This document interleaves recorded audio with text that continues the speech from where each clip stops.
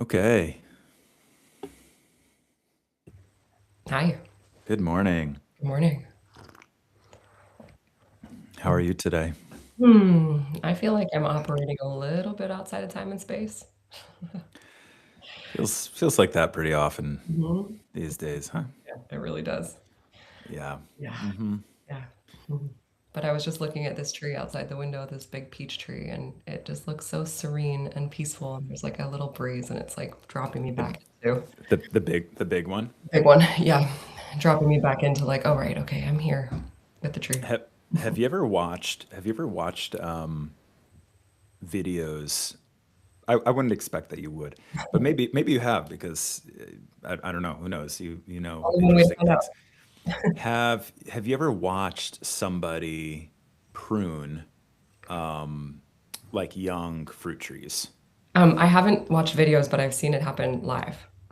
Because you'll look at a tree like that and you'll be like, wow, it's so full, it's so vibrant. And then somebody who's like an advanced pruner will Yeah. come in and they'll leave and you'll be like, you murdered my tree Right. because it will be like one little twig left. And it's like, no, it's going to, this is how we're shaping it. But it's absolutely insane how much gets removed to like coax the tree to come into a certain form. Because if you just keep that tree growing as it is, it's going to Mhm. get so massive, and then you're going to have to. I mean, you can do it, but then you have to get on a ladder basically every time that you want to go and harvest from it. Yeah. And so there's a process of pruning those trees where it stays generally at the height that you can just reach and pluck everything that you want to. But I was watching some of these videos and you learn to go and do it, and then when you're getting ready to go and do it yourself, you're like, this feels Like like you're not decimating right. the tree, like you're Yeah, totally, it feels yeah, it totally. feels not right. You're almost like buzz cutting the whole entire thing. So I This look thing's at that thing and grown I'm like, you need a big haircut. no, really, this thing's grown so much. I do you remember how tiny it was? Like in February, it was so little and it's so big now. Yeah. Mhm. Yeah. Well, here we are, and we are talking this morning about forgiveness. Um, and I'm gonna, while I pull up something over here, I'm gonna just let you say what you want to say about that word. Oh, yeah. Well, it's interesting because I think that the etymology of forgiveness is like Old English and it means to like give away something of detriment or something like that. Oh, Um, really? yeah, something to that degree. I'm not getting it totally accurate. It's somewhere in the annals of my brain, but I also think it's just really interesting if we break it down in English. I don't know what it's like in other languages. I probably should ask Hmm. my partner who's German. Um, but I think about it's like, okay, forgive. So like, what are we giving for? Like, actually break Hmm. those two words, and there's so much there. And I think that it's one, I posted this on Instagram when you tagged me in the story. I just said, like, this is one that continues to initiate me over and over and over. Hmm.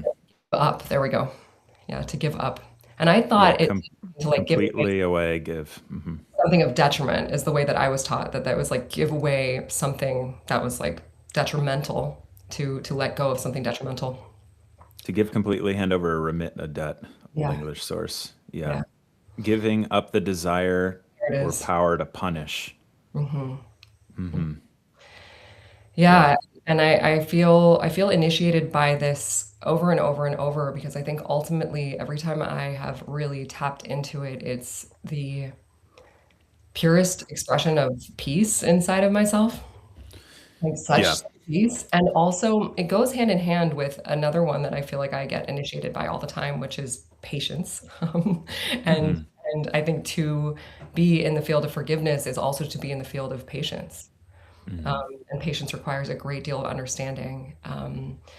And as you know, I really, really love the shadow of intolerance because I also think that there's a gift side to intolerance of like really understanding what it is that we will not tolerate, but being in the field of forgiveness with that intolerance of like, okay, it's just very clear that this is not for me, rather than Hmm.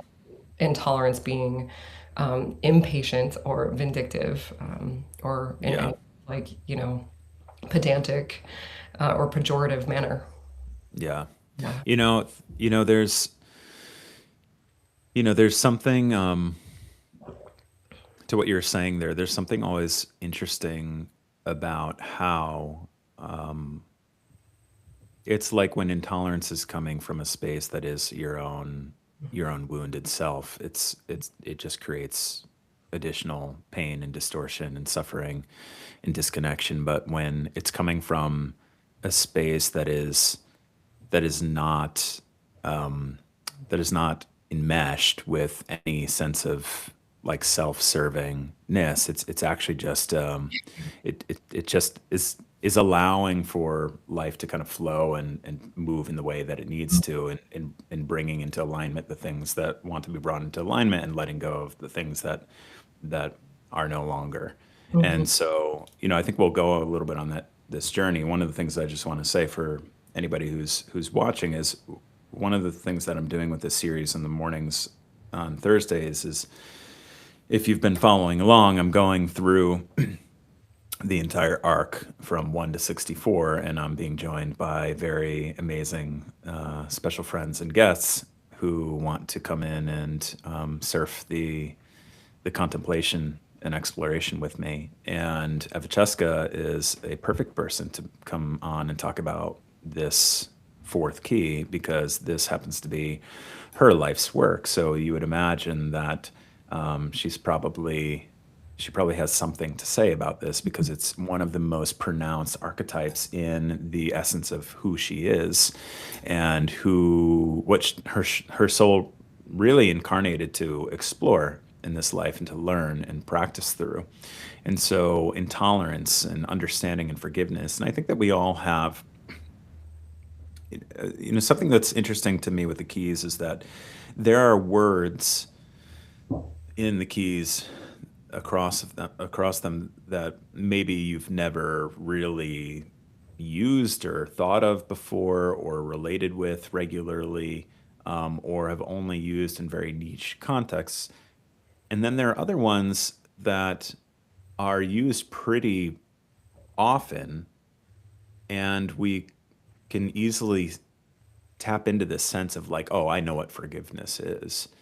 And it's almost, I've found, a little bit more difficult to tap into one of those words within the keys, within the gene keys, because there's so much unlearning that has to happen around what our relationship with something is like forgiveness. Mhm. And I mean, the classic examples that happen super early on in our lives are are just like, maybe even as a child, with certain caretakers, or school settings, or just society in general, being like, go say you're sorry, and Mhm. like the whole process of apologizing, and then, okay, that person said sorry, and now you have to forgive. Like, it's so transactional, it's so bland. It's actually just an expression of people being uncomfortable being in a dynamic where there's friction, where there's disconnection, and just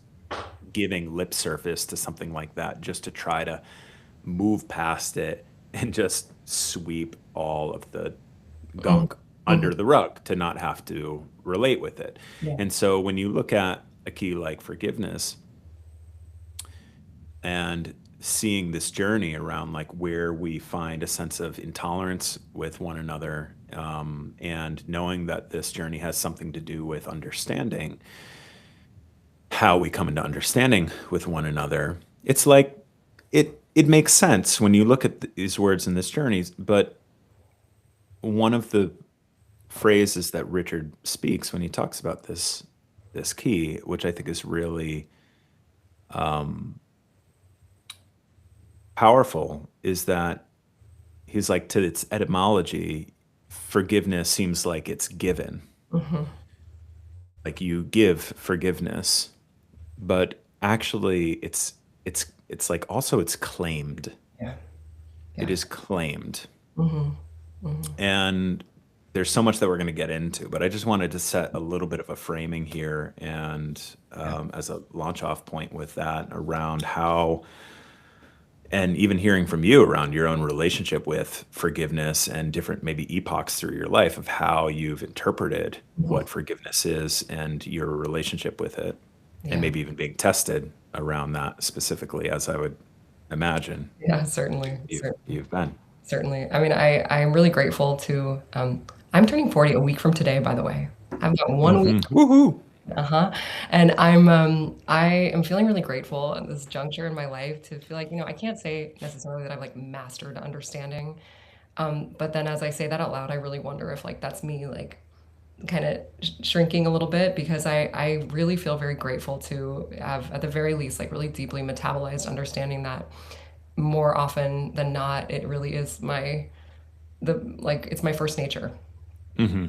And I can't say that I've mastered forgiveness. I don't think that I ever will. I think these Siddhic features are ones that continue to initiate us over and over in different ways. But I think when I think about intolerance, understanding, and forgiveness, what I feel in my system is a move from intolerance being all head, all like needing to know answers and needing to know why something is a certain way. And if it's not that way, being very, very intolerant of it and of myself and of others and not having that information.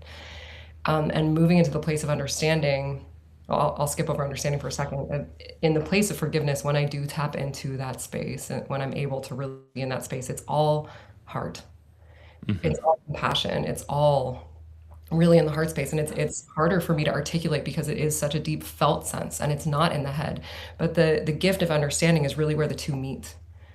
And Hmm. really being able to bring the head and the heart together in the space of like, oh, okay, I see. And one of the things is I really started sitting with this key many years ago as it was the first one, is that right?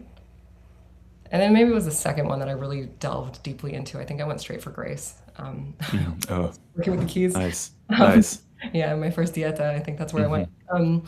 But yeah, it was the second one that I really started to like dive deeply into, and I I really started to feel the shift in my system and feel the shift in my body, and that was a really different place for me to be because so much of my life I'd spent so much time in my head. And so to move out of that almost pressure cooker that was, like in my cognitive space, and I really started to contemplate, oh, there's this, and I've shared this with you many times, but there's this place of like, okay, and and I was exploring and have explored on many occasions, is that passivity? Is that, me just like rolling over and taking it, or is that really me coming to peace with the fact that forgiveness is understanding that everything is exactly as it is Hmm. and can be as it is. And last night, someone that we both know posted on their Instagram story what seemed like a little bit of an ask for help from community around navigating something with a parent who had changed political views significantly in the most recent Mm. years, Mm. and how people who have experienced that have navigated it. And I've experienced that myself. And Yeah. it was quite a shock to me when it happened. And and so I wrote back and I said, I just really seek to understand and I try to show up with as much compassion to my parents as I possibly can when we have the conversations around it. And that is to me like the ultimate expression of me moving from a head space into more of a heart space, because especially with something that charged, that can be that charged with people. Yeah. Yeah, absolutely. Yeah. I mean, it's interest. It's always been fascinating to me that when you think about forgiveness, it can be very common to think about, of course, like it is coming from the heart, but physiologically, this archetype, this hexagram, is associated with the um, with the neocortex, Mhm. and um, and I think that to me is just it's like a nod around exactly what you're talking about in the bridge between our neocortex, our like primary like processing center in terms of how we're coming into understanding, but where is that is that processing just sort of just swimming and spiraling around, locked up in the mind, or is it actually rooted more deeply into this like this greater field of the mind and the mental body that exists beyond just the brain, is like it's the heart mind, and is our entire field. Mhm. And so one of the lenses that I always like to look into is seeing this spectrum in which the shadow likes to make waves. And so, you know, the victim of the need for answers, and how our own need to find a settledness within ourselves around why things have happened the way that they've happened, and looking for, you know, debts to be paid around, you know, like where, almost like in like an arbitrage way, when things don't necessarily happen how we would have expected or wanted them to. There's like those gaps of like, well, what caused that to play out, you know, Mhm. in that way. And reckoning with that over the course of our lives, in experiences from the micro to the macro, leaves us in a mode of relating with that, and in this spectrum from apathy to nitpicking. Apathy would be like, I'm just, I'm over it. Mhm. Like screw this. Like I'm not, I don't, it's like a shutdown mode of intolerance. That's like, I'm actually intolerant to even the process of attempting to open up the lid on trying to build a bridge with someone, come into a space of understanding, coming into a space of repair that legitimizes each person's experience, each person's lens of what is, Mhm. as well as the the uh, the nitpicking on the other end here of just like, well, rather than being totally shut down by this, how am I trying to micromanage every little bit, every little piece, every little tiny distortion of where things play out in a way that doesn't make sense to me, and therefore, you know, I'm like annoyed by that. I'm intolerant of that. It's going against the grain of something that I am demanding at some level to play out. And so here I'm nitpicking my relationships. I'm nitpicking the way that things are happening on the greater socioeconomic, you know, And also, platform, political platform, and of course within ourselves as well. It's like, yeah, it's like we are the most intolerant with ourselves first and foremost. yeah, yeah, it's so true. I mean, it's really it's really interesting. I'm of course equating this to some of my other keys as well, and you know, judgment and perfection being so deeply woven in, and how all of these keys are so connected. And I'm excited for you to extrapolate upon that more over the coming weeks. But as it pertains to this one, you know, I think that apathy, I think it's even deeper than like fuck this. I think it's just like a complete inability to care. And Hmm. one of the things that it's making me think about the Gottmans, who are some of the leading foremost experts in relational psychology in the world. And they're when they observe couples, they are able to predict within, I think, 91 or 92% if a couple's going to stay together. And one of their prediction models is seeing how people respond to a bid to engage. Mm, Simple bid to engage, right? So this mm, isn't like crazy data. This is just like, this is relational. And when I think about apathetic and nitpicking, I think about the ends of the spectrum on the bid to engage within, starting within ourselves, right? If there's total apathy, then we're not engaging whatsoever. Or if there's nitpicking, essentially we're intruding upon a part of ourselves. And so we can't really accept that bid of engagement from inside of ourselves, because how do you accept an intrusion, right? right, And right. so it just, yeah, it made me think of that, because it's like everything really is a relational model, especially inside of ourselves. And then it plays out into the world and how we connect to people around us. And so it's like, what is the safest, most comfortable bid of engagement in any Hmm. relationship, right? Hmm. It's warm and connected and understanding of exactly what the situation is in the moment.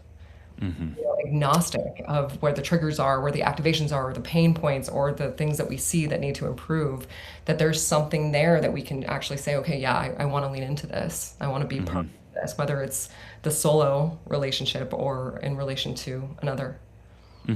Mhm. Tell me what you want to tell me about like debts in relationship. Oh, Because and this is a launching point because forgiving debts and that whole yeah. nature and a big component of this archetype is Mm, carrying the energy that allows for like karmic yeah. debts to be released and Yeah. unraveled, that kind of exist in some ways as these binds around our spirit and our ability to really grow and progress in life with a sense of alignment, and in the sense sometimes throughout our lives of feeling like we're indebted most immediately in spaces in our relationships, literally in finances, but also sometimes just this looming sense that we can carry in our lives of like Yeah. owing some to pay on some debt that hasn't been paid, that exists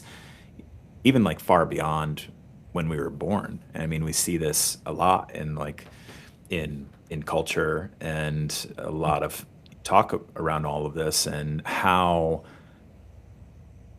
people can look upon the path to peace as being paved with like needing to make right on so many open, outstanding, Mhm. like interest bearing debt accounts that exist from all the moments of rupture throughout Sure. eternity. And Sure. so tell me about your relationship with that concept of debt across like all the planes of your life, whatever you feel Yeah. inspired to talk about, I and think this. Yeah. the first thing I'll say is like I'm smiling because you know this about me, but like I don't like to use credit cards for this reason. Hmm. Hmm. You know, I'm like, okay, if I have the money, then there it is, and I'm going to do it, and otherwise I'm not. Um, Hmm. you know, that's, I guess, a little bit of something I learned from my father, but also something of just like really being in a place of like, I really I don't like to be in debt to people, and I don't want to be indebted to people, especially when it's interest bearing. Yeah. Um, and you know, it's been such a long time, honestly, since I've like really felt like any sense, and I'm really trying to like track through my system to like find it, like any sense of like, oh, you owe me towards someone else, but the self-inflicted like debts to myself have been and are still quite strong, right? Yeah. If this, then that, conditional behaviors and actions and rewards that all come with this is the thing that has to happen to make it right. Um, and it it's you know it's a little bit double edged because on the one hand there's a I guess there's like acidic frequency of it really being connected to truth and to rightness and what that means in the world, but there's an over indexed shadow aspect of that indebtedness Hmm. of I have to pay this due and I will never be good enough, right? Which is the intolerance, right? Mm. That intolerance of this isn't enough. It's that not enoughness, which is tied directly to the wound of forgiveness, which is guilt, right? I'm guilty for not being enough. I'm guilty for not doing enough. Hmm. And so I think it's like intolerance and indebtedness for me are really on a deep internal level. I'm thinking about like when I was younger, like especially in my teenage years, there was a lot of like, well, is that really true? You know, it was never really like in my social situations. It was more like familial, like Hmm. like you did not do this right. I'm intolerant of this behavior to somebody in my family. Yeah. Um, and therefore, the debt that you pay is going to be my apathy or my Yeah. nipping, right? That those shadow behaviors will actually be like the engagement to those behavior is the debt that got paid. Yeah. Um, you know, I'm proud. I don't behave that way anymore, but I'm still working on the internal stuff for sure. Hmm. Hmm. Yeah. I was just feeling into as you're talking about and the relationship with that, and is. and just how you've positioned yourself in your life and what forms of debt you even consent to, and how we carry debt within ourselves. And I mean, this is a huge one for me, in so many ways. And I think the concept of I just believe that the concept of interest bearing debt is, I mean, I don't know, maybe it's like a bold statement to say. It's like actually insane. It's Totally. like this, So the whole space of like time value of money, and there's like a punishment factor that exponentially increases crazy. um, by not making right on whatever that is. And maybe that is just a response, like a materialized response to Yeah. something. But I think of something, when I think of more of a soul level of debt, because I'm not demonizing the word debt. Sure. Debt to me, in its higher essence, is just, it's an agreement soul to soul, that something that has been exchanged, and Mhm. that exchange will be, met Sure. in some way back. But when I think of like more of an ancient time, it's funny. There's a book that I was reading that you know of. It's this book called Musashi. That's Mhm. about this, it's like the most famous samurai swordsman, of all time, and who it's like a historical fiction, and it follows the life of this man. And one of the most fascinating parts of that story is just being transported into this older time and world, where it would take people an extraordinarily long time to be able to go and move from like one part of the country to another. And it takes place in Japan, ancient Japan. And where, say, they would need a horse or something like that, they would take the horse, and there was just this like known handshake that that horse would eventually get back to them somehow. Totally. Meanwhile, these trips would take like months. Yeah. And Yeah. there was just such it wasn't like, hey, here's like where you need to, Yeah. bring it back to, or it has to be by this time, or, if you keep it for this long, I'm going to charge you. It was just this like cultural handshake, knowing that that's going to come back to them. That's the field of understanding. Like, and Yeah. it's basic, right? Oh, Yeah. yeah, I understand you need the horse, and I understand you'll bring it back. Great. It's that easy. Yeah. Yeah. Yeah, in one way or another. There was so much more of that, and I'm not romanticizing spaces where, people just took to the sword and annihilated each other for relatively, seemingly minor Mhm. transgressions. Like Mhm. honor was such a huge thing, and I think that that also has a big, um, link to how people interpreted debt, because to not return that horse Mhm. would be to bring dishonor upon your name and the name of your family, and even the name of your town and your people.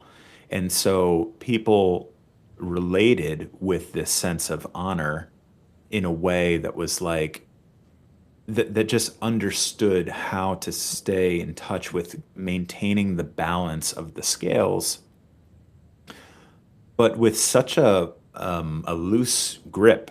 And I think that nowadays it's like, you look at, I mean, anybody who's got student loans, and just like you miss a payment, Government and debt. it's like the phone calls, Yeah. the letters, the bold underline red, we're going to seize, like all of this stuff is just so, it creates such a a burden, a weight, where we've become a culture now. And I mean, take it to the extent that is ridiculous that people are going into um, default on like Klarna loans to purchase a burrito from Chipotle.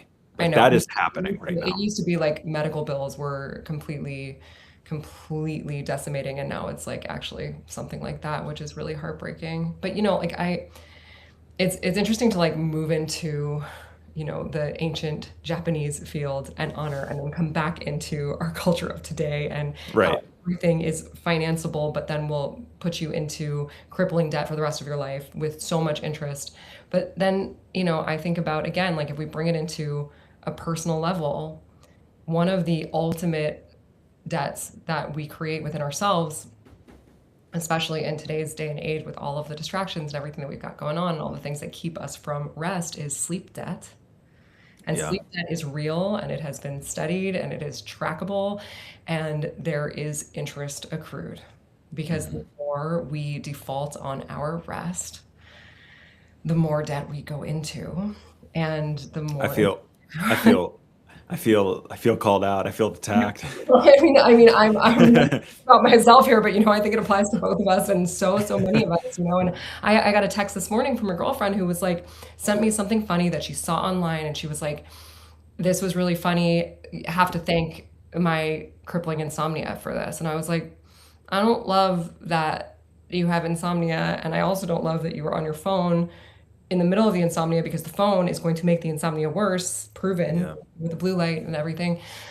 And I think about like when I used to work insane hours, which we've talked about so many times, like 12, 14-hour days, minimum 5 days a week, if not six or seven, in my old career, and how I just like thought I was such a badass for sleeping Hmm. 4 or 5 hours a night. Are you about to yawn? Because I'm talking about rest.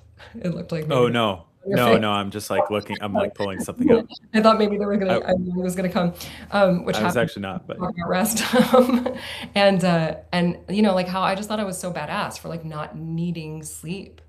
And here I am all these years later, and it took me years to catch up on that debt. And then what did I do? Like I came into this path, and then I went to the jungle, and I, you know, did a lot of wild things living in the jungle, which required not sleeping um, a lot.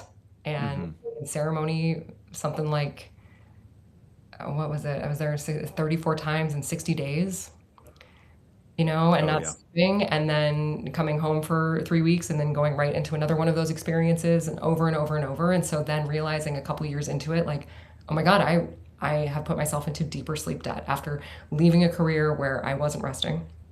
Right. yeah, And we all do it. We all yeah, override our need to rest. I mean, maybe not we all, but so many of us do it, and override our need to rest. And I taught a class on rest in flight school a couple weeks ago, and I was hmm, telling the group, like, this is not one that I have mastered whatsoever. This is me teaching what I most need to know. yeah, And so I just, as you're talking about rest, I'm like, oh my gosh, this is the place where we're so indebted to ourselves. Like, it's not about, yes, sure, it is about the culture because it begets that, but it's also just about like how we treat ourselves and how we just override the thing that we need most to function, and then yeah, go into such debt. And really, like, rest can pay dividends, and lack of rest accrues a lot of interest. yeah, Yeah. yeah. I want to segue with all of that right into um, because I think you're starting to bridge into a space where forgiveness, which can commonly be just bucketed into the space of where there was something that was, or there was like a transgression with someone or with something, into a space of where I was hearing more recently in the definition, like the old interpretation and definition of sin, Mm-hmm. where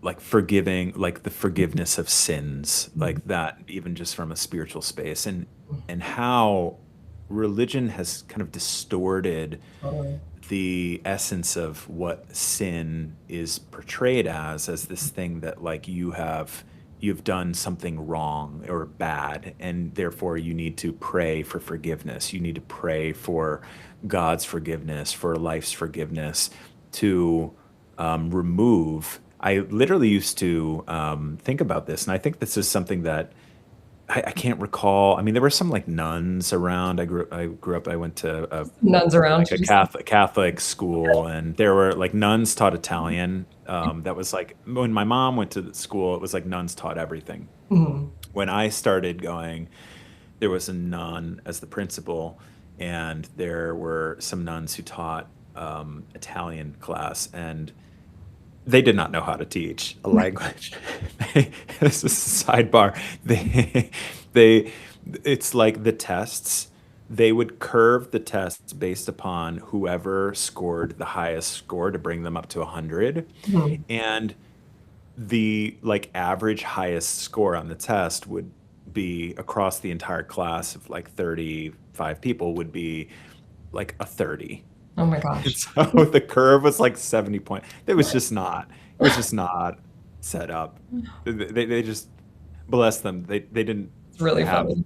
Was have the sense. that sin a sin of teaching then? No, I'm just digressing for a moment of a funny story about nuts. But there was somewhere within that the schooling, and there's this practice within the Catholic Church that is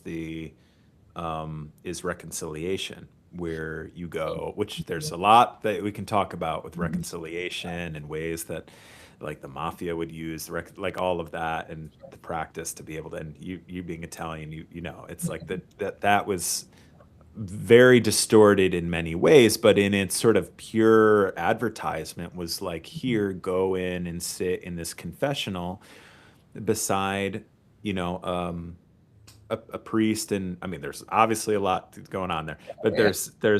but in the pure sense, it's like, here, sit in this confessional booth, which I sat in a handful of times. It was like a part of the thing that would happen Mhm. occasionally. And here's this sort of slatted wall. And the essence meant to be that you're speaking, you know, the priest is there, but you're speaking almost as if you're speaking to the audience of God, Right.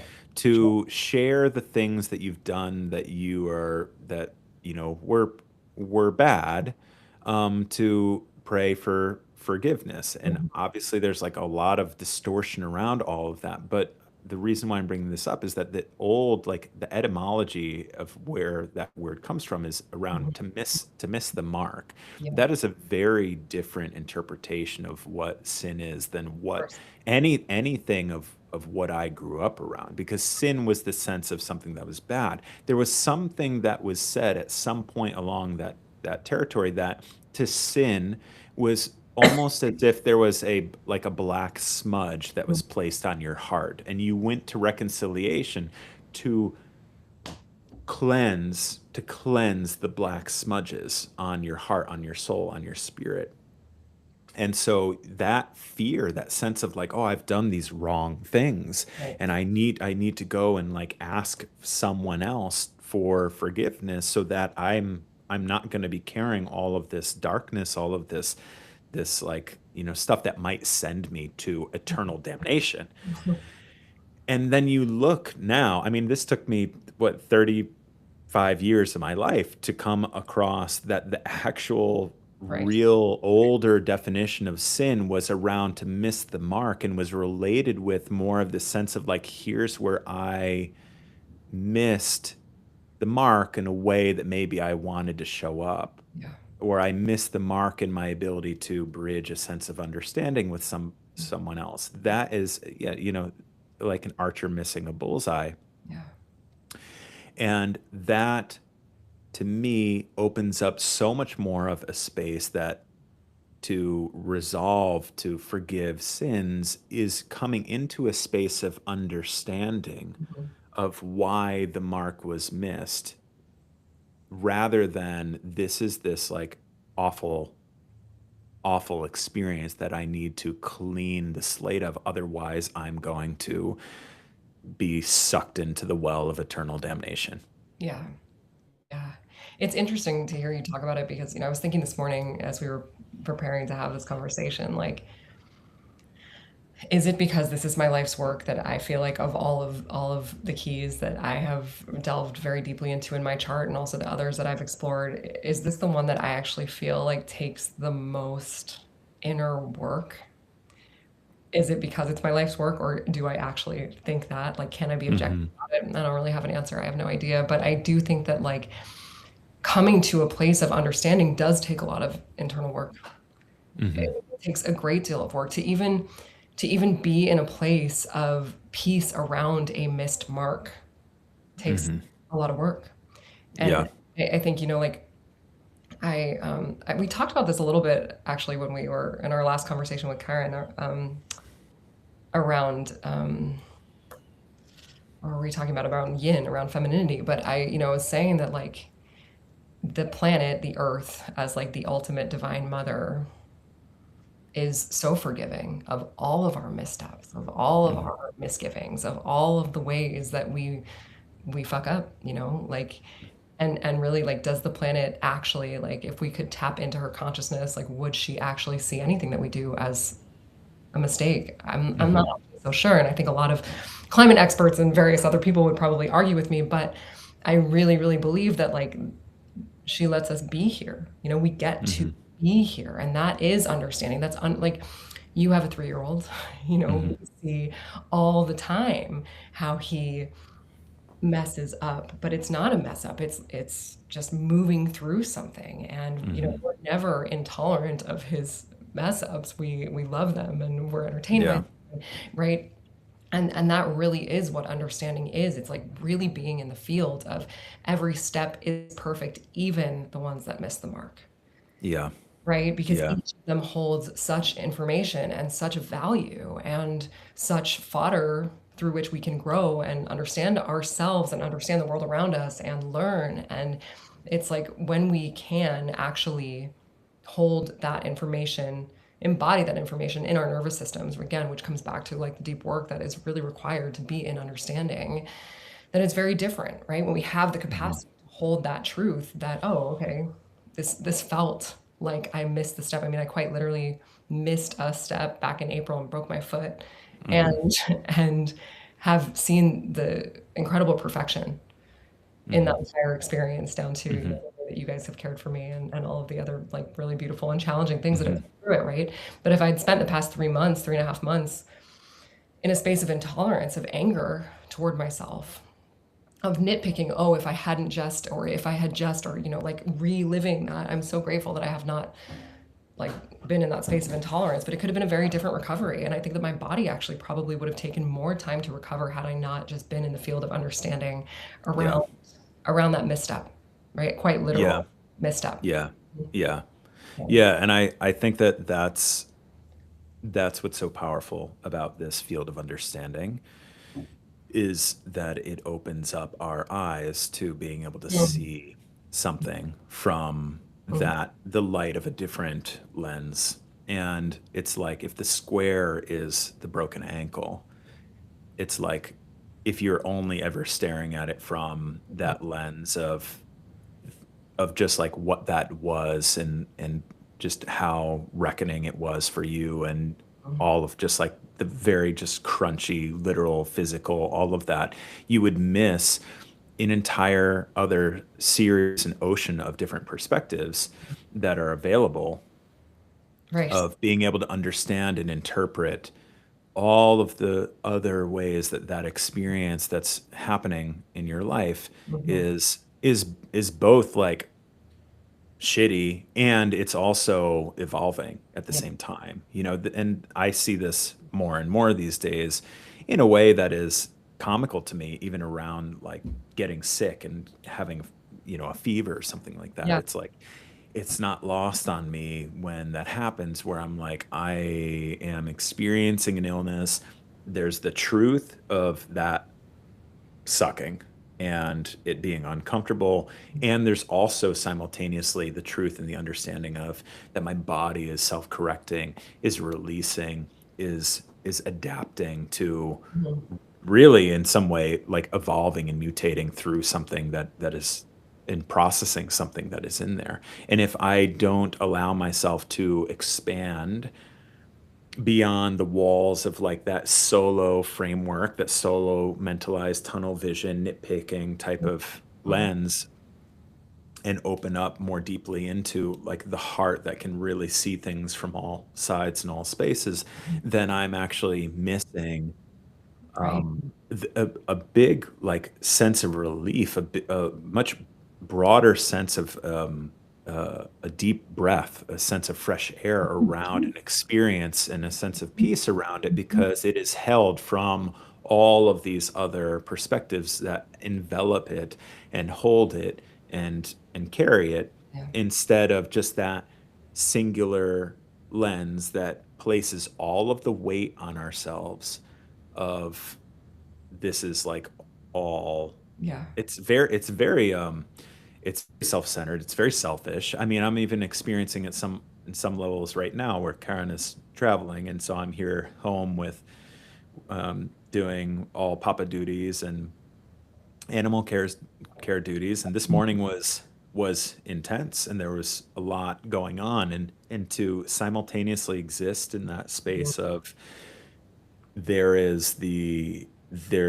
intensity can be related with as something that is bad, and I can not tolerate it, and I can fight against that and make somebody wrong about all of that or whatever, or life.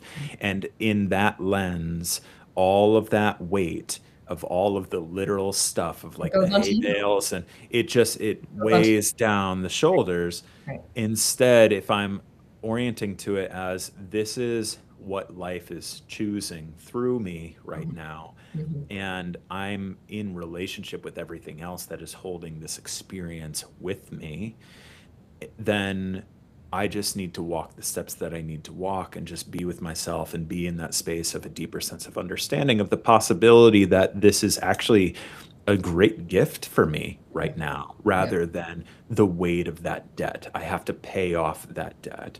Or you And have to or you have to make somebody else indebted to you because of all that you're exactly, exactly. the other If party. I'm running up the Right. tab with my Right. partner, how often do we do this? We run up Right. the tab Totally. in the check with our partners and say, look, like I did da da da da da. That means that you have to do Right. this much plus interest, Right. plus Plus, interest. but you've Right, been growing interest inside of me. You know, right. I it's funny. I don't mean to open up these like giant cans of worms when we have 10 minutes left, but I'm going to. I did it Oh, last I love that you do it. Go for it. week. But I'm thinking about that on a global scale. Hmm.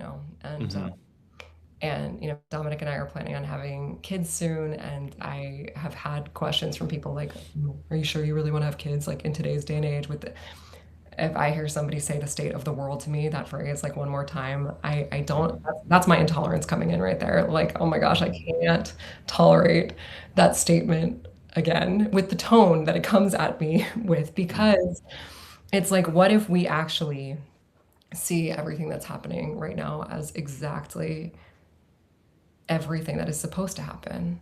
Hmm. What if we can understand that each mechanism is exactly as it's supposed to be, that each player is playing their role? Hmm. It doesn't forgive the atrocities, it doesn't forgive the pain, it doesn't forgive the suffering, and I'm not suggesting that, but what I am saying is that there's a degree of understanding that actually can put us in a space of forgiveness with Hmm. each other and with the state of the world. Hmm. And actually see the state of the world as something really beautiful, of something that Hmm. is calling us forward into something else. Because when we carry that weight on ourselves and then project it onto others, we just create more weight and more pain and more Hmm. suffering and more pressure on our Hmm. proverbial collective shoulders, just like Yeah. the weight of the hay bale quite literally comes onto you, right? If you Hmm. start to blame the circumstances for Hmm. the freneticism of the morning, or just be with it, right? And it's like, Hmm. how much would things change? And again, not from that place of apathy, not from the place that we were discussing in the beginning, which is part of the shadow frequency of this key, but like from this place of understanding Hmm. that we are where we are for a reason, Hmm. and that we are where we are and we can understand how we got here. Hmm. And Yeah. I mean, I feel like that would, I know for me, that is one of the reasons that I feel like so excited to have kids because I don't think that the state of the world is a place where everything is burning. I really think that we're in this place of like, oh yeah, here we are. There have Yeah. been eons that have brought us here, and there will be eons after. Like, do we know what that looks like? No. But if Hmm. we step into that place of just sheer intolerance that we literally cannot tolerate today due to the state of the world, then what does that mean for our Yeah. future? What Yeah. does that mean for ourselves? What does that mean for how we carry it and the weight that comes onto us? That intolerance is so fucking heavy. Hmm. It's so heavy. And the breath to which you're referring, like that spaciousness inside of oneself, and I know in me of like, oh yeah, okay, I understand. It's a Hmm. whole different place to be. And you know, Yeah.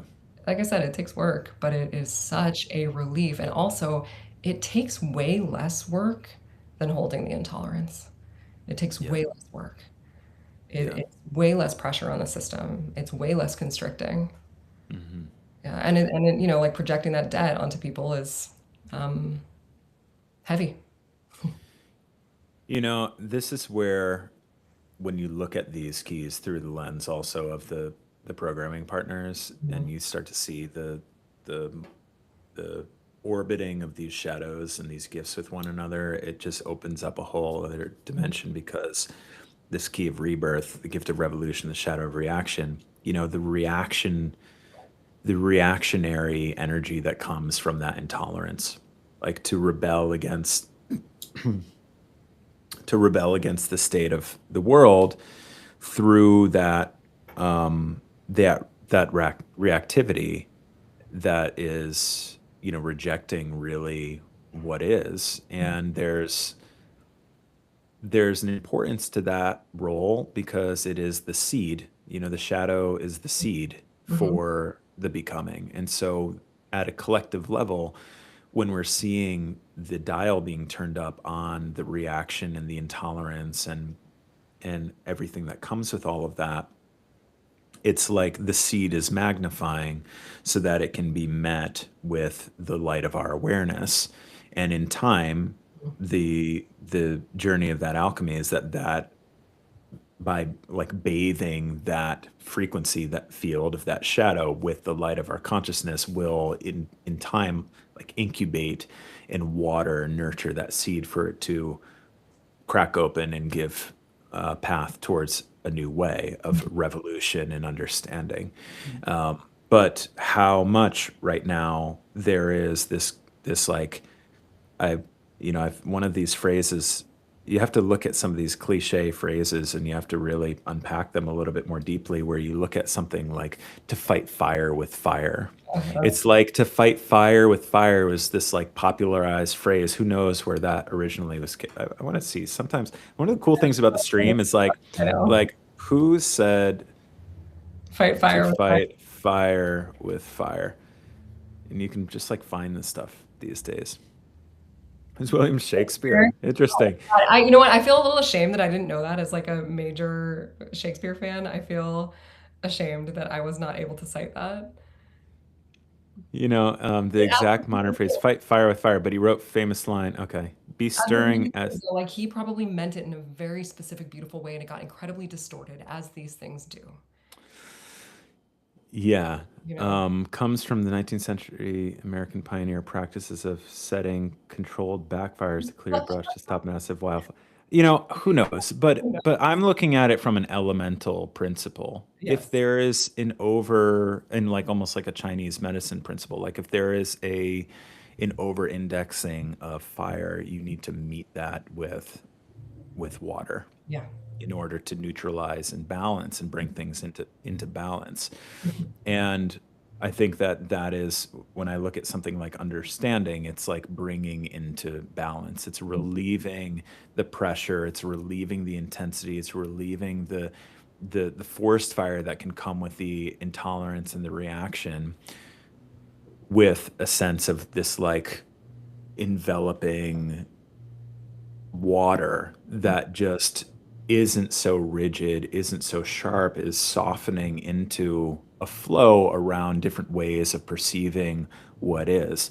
And right now and what we see on the grand scale, the grand stage, it takes a tremendous amount of capacity to be able to hold all of those truths. And as humans who are continually on this journey ourselves, I myself am constantly in that space as well, and seeing some things that are happening culturally, seeing things that are happening politically, and the default deeper space within myself that may want to go and immediately just cast shade or call something wrong or, demonize one thing or another.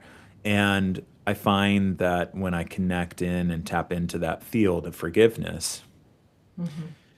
as it's even spoken of in the book, I really sense this. It's a wave. Mhm. It's an unraveling wave of all of the tangles of all of these like karmic entanglements and debts. And when you just feel into the grand human story, it's like the worst knot that you could ever possibly fathom. And Mhm. we're just Mhm. tugging in all these directions and Yep. smashing it and trying to burn it just to like get it to release.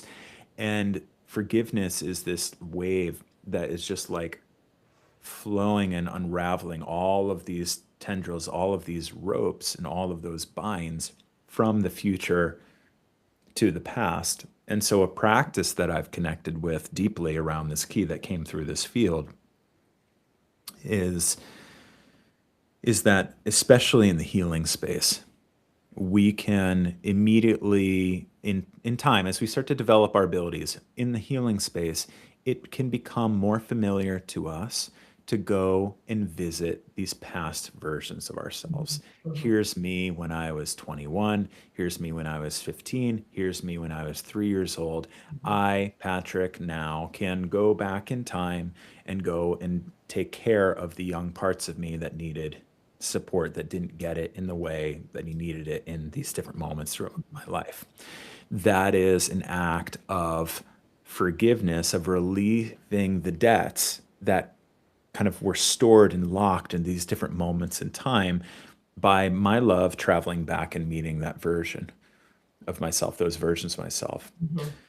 It can be a common trap in the healing journey to only look from that lens of Yep. here I am today, and I have to go and carry the debt of everything that came before me. Mhm. And if you lean so much, it's a very tempting thing when you start to work through it and you start to feel the healing and the repair and how much that can bellow and swell into this sense of, okay, I got to go through age one, two, three, four, five, six, seven, Mhm. prenatal. I got to go back to my ancestry. I got to do with my father and my grandfather and my grandmother. And oh, that happened. And it's like, Carrying everybody's debts along. all that weight on our shoulders. And at some level, there is an accuracy to that. But again, I'd say not from the lens of it's for me to carry all of that weight, but rather I have the opportunity through this expanding infinite love field that is growing within myself to bring that love and repair to the spaces that did not receive it. But if I don't take a moment to link myself to the Sure. Patrick that is becoming Yeah. and my future lineage Mhm. and the future lineage of humanity, Mhm. that is also simultaneously in this infinite now holding me. As I say that, I get a nice little wave of chills in my body. That is holding me right here, right now. In the So same way. that Mhm. 40, 55-year-old Patrick, 72-year-old Patrick, Patrick on his deathbed, Patrick's children, that there is that also simultaneously exists right now, that is holding me in that space of Mhm. understanding. Mhm. And so to me, in my own experience, once I started to tap into that more regularly, Mhm. that's really when some of the weight started to fall Certainly. from my shoulders, because it's like, oh, this isn't just this whole eternal past lineage that is just gripping on to me right here in this now moment to fix all of this garbage, I'm focused on paying off debts that you're just gonna have to carry. paying off debts. Yeah, It is a sense of I'm also held by this eternal future yeah. as well that is here now And that also. future understands far more than you ever could because of the lived experience on this planet. Like there's something to be said for, if I do say so myself, on the heels of my 40th, for lived experience on this planet, you know, Hmm. or just Yeah. years accrued. Whether or not you've done the work, there's something to be said for just putting in the years, right? Hmm. And so if you Hmm. think about that version of you that you're calling to, that you're weaving with, that you're anchoring, I mean, really anchoring to, I think is probably the right word, right? Hmm. That version knows so much, has seen so much more, Hmm. has endured so much more, and also has understood far more than we do in this moment. Yeah. And what a gift to be able to anchor to that. Yeah.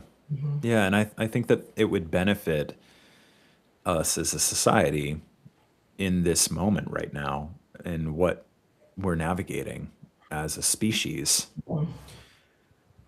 to open ourselves to that as well, Yeah. that there is a future us Mhm. that is holding this crucible that we're moving through in this moment right now, and to allow for that to bring the softness into our bodies that is needed for us to bring in that field of understanding that we so desperately need Yeah. in this now moment. Mhm. It without that, it is, I believe it's an extraordinarily difficult and challenging frequency field to enter into and stabilize within ourselves. It takes a tremendous amount of nervous system care and holding and work and calibration to be able to just hold that through that simple perspective. And at some level, I don't even think that it actually is really fully possible, because I believe that the nervous system that is really able to easily, naturally tap into that sense of that understanding, that softness, just naturally knows that it is held Yeah. in that way and therefore doesn't need to carry all Mhm. of that. Well, it's funny because it's like there's a difference between knowing and understanding, Yeah. right? Well said. And Hmm.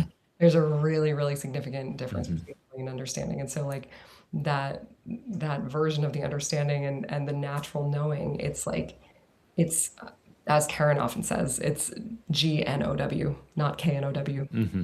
It's like Hmm. the knowing of the God, Hmm. see, of the gnosis, Yeah. that inner divine knowing rather than like the knowing here. And Yeah. there's such a big difference between knowing and understanding.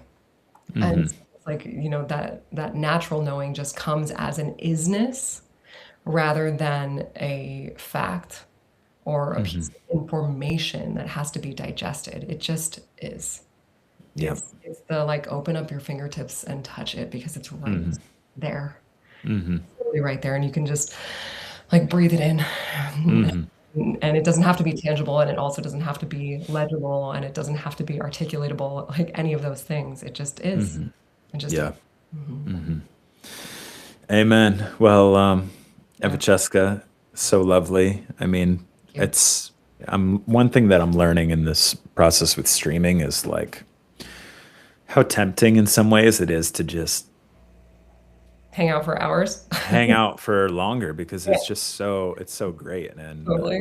we're busy in all of our ways. But I actually do believe at some level the time is going to come more where it's actually really just going to feel like this more often for us, Yeah. where we're just hanging out and I think that we should talking. honestly And like just like set up like a camera on the couch and just like have one of our normal Tuesday night conversations. that's what it is. I mean, well, really, I'd love to in this space just have that On couch there. set up that is comfortable where it can be that. Perfect.